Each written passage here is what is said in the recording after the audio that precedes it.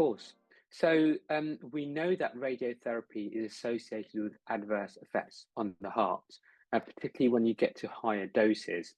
And there's a wealth of studies that have actually demonstrated a linear correlation between the amount of radiation delivered to the heart and the amount of damage that occurs in terms of adverse major cardiovascular events. So it's a really important part of a patient's workup, and also an understanding of the complications is really important for the oncologist to have an awareness about.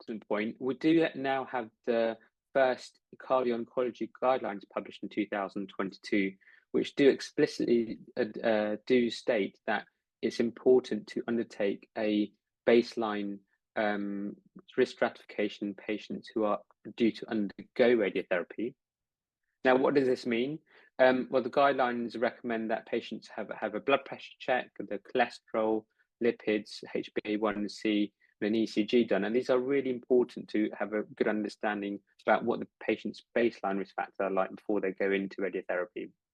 The guidelines also recommend undertaking a baseline transthoracic cardiogram as well to have an understanding about their heart function before they start that radiotherapy.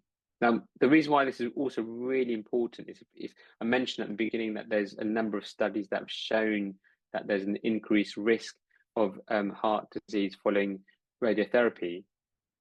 But the risk factors that are pre-existing increase the future risk as well. So by addressing those risk factors at baseline, we have a much better a method of trying to identify which patients need to be followed up and address those cardiovascular issues head on.